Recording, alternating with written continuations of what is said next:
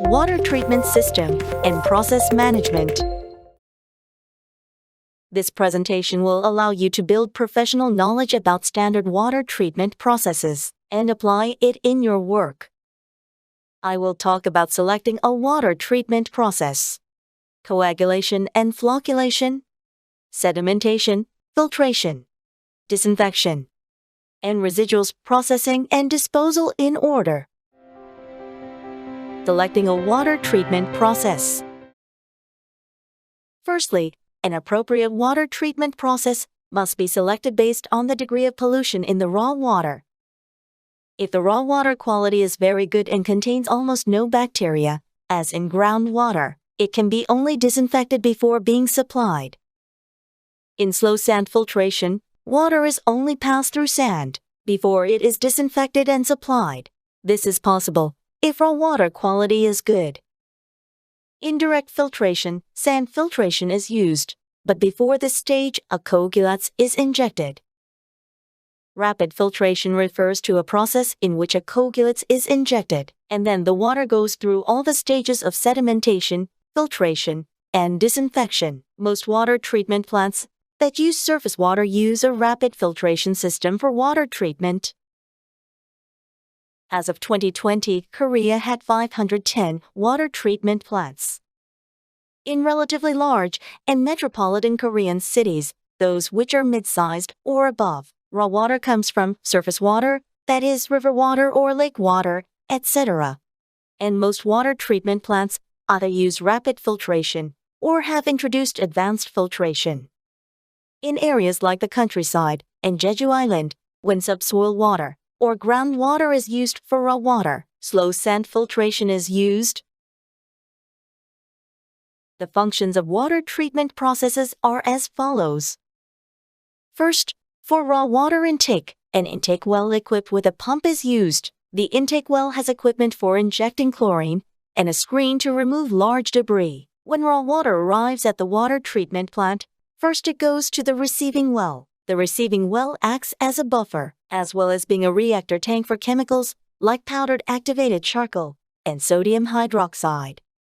The rapid mixing basin is used to quickly mix coagulants and impurities in the water. In the sedimentation basin, the large floc formed in the flocculation basin sink to the bottom. The filter uses filtration to remove small suspended solids that didn't sink to the bottom in the sedimentation basin. Taste and odor compounds that aren't removed through sedimentation and filtration, as well as extremely small matters dissolved in the water, can be removed through advanced treatment processes. Major advanced treatment processes include ozonation and activated carbons processes.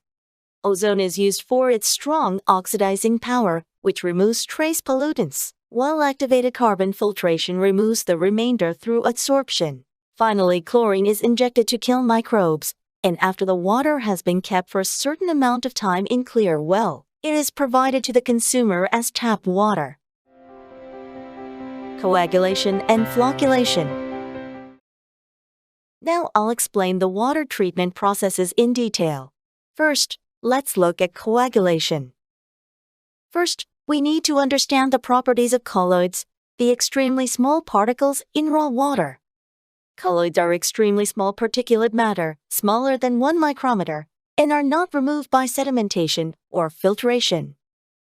In addition, because they have a negative surface charge, colloids repel each other.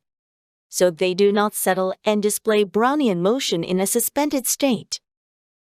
This means that colloids must be made to stick together so they can sediment or be filtered out. This is the role of flocculant. I'll explain two main principles for injecting flocculant to make colloid particles stick together. The first is electric double-layer compression. Colloid particles have a negative charge.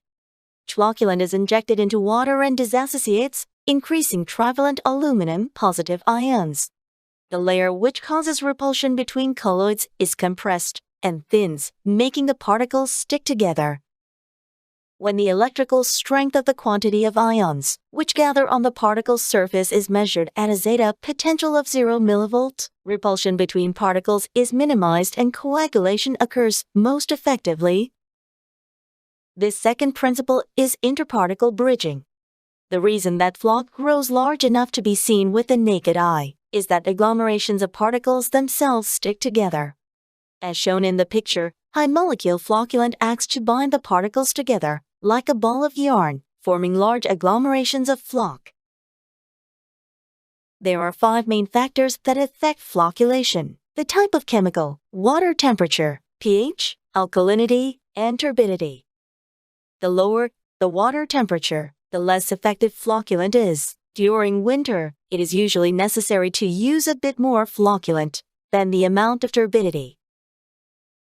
Flocculation occurs best when the pH is between 7 and 8. To reach the appropriate pH, an acid like sulfuric acid, or carbon dioxide, or an alkaline like sodium hydroxide, or lime must be injected. Alkalinity is defined as the ability to neutralize acids, and effective flocculation generally occurs at around 40 to 50 milligrams per liter.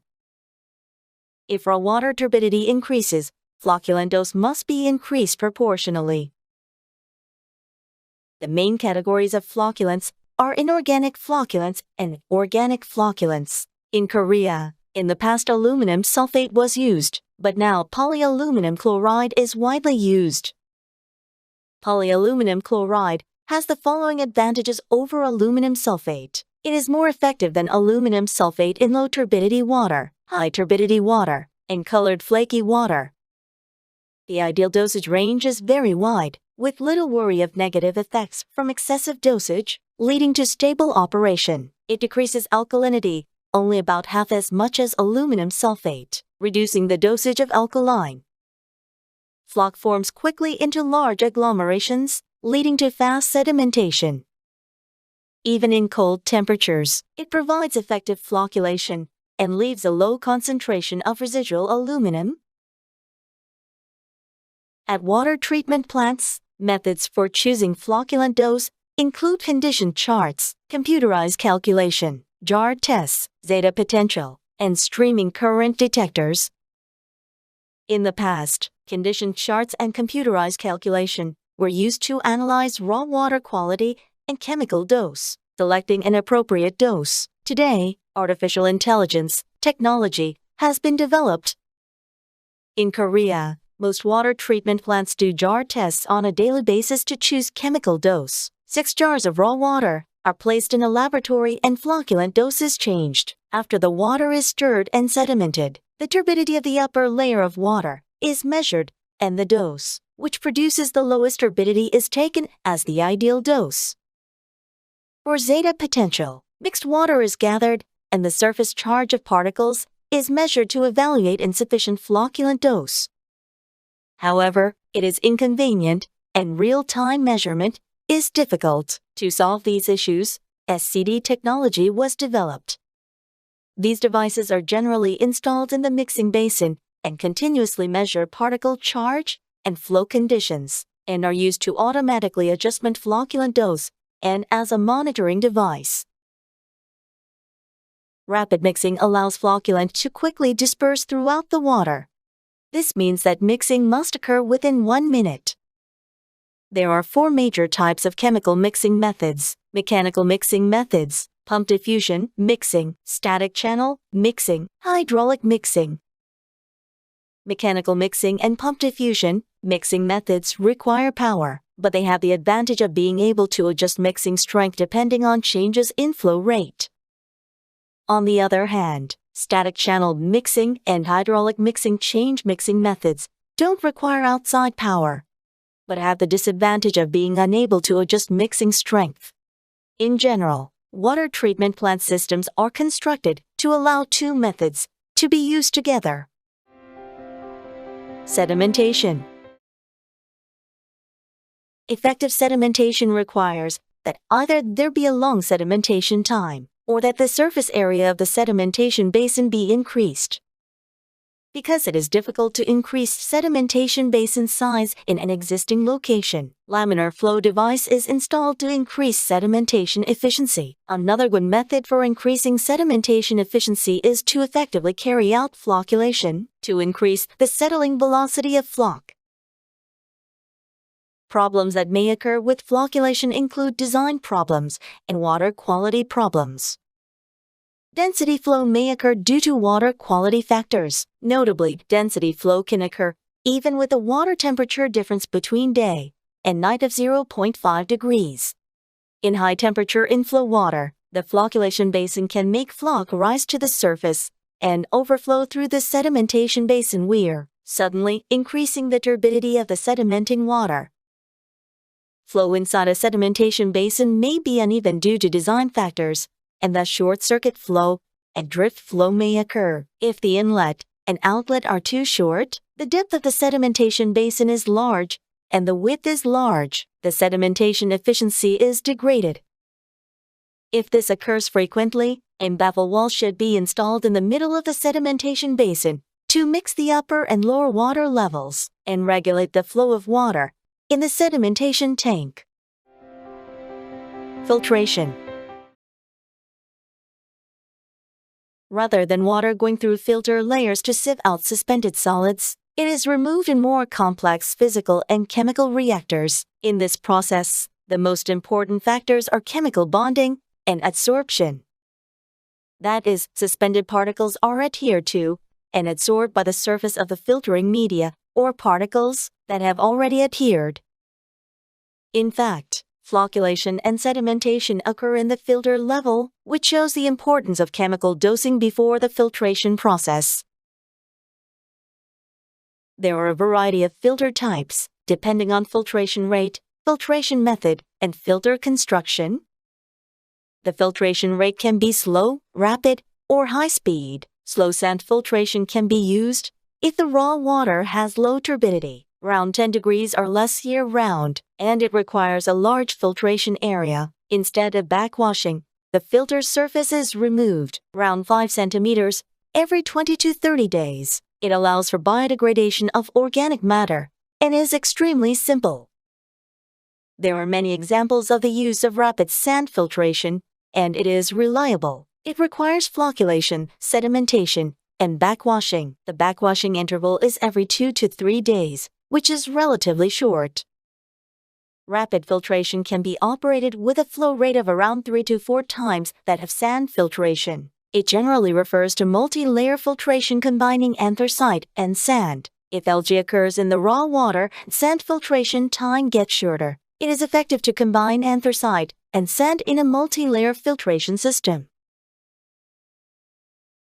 Problems that can occur during filtration include initial turbidity leakage and occurrence of mud balls.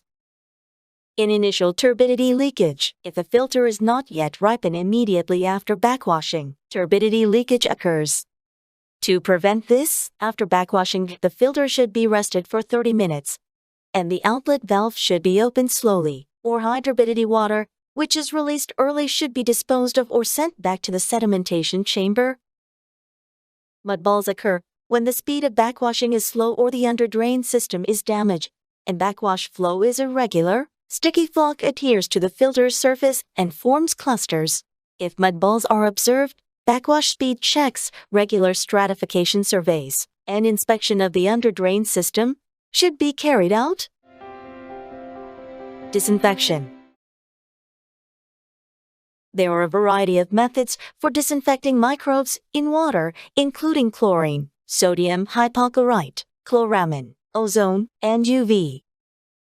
At medium scale, high and larger water treatment plants, chlorine is generally used. If the water supply system is long, residual chlorine must be maintained until water reaches the tap. So chlorine is used because it is persistent and relatively inexpensive. However, if chlorine dose is too high, trihalomethanes are produced as a disinfection byproduct, and experts are required to solve the problem. In addition, leaks of chlorine are very dangerous, so safety equipment must be provided, and expert staff are required.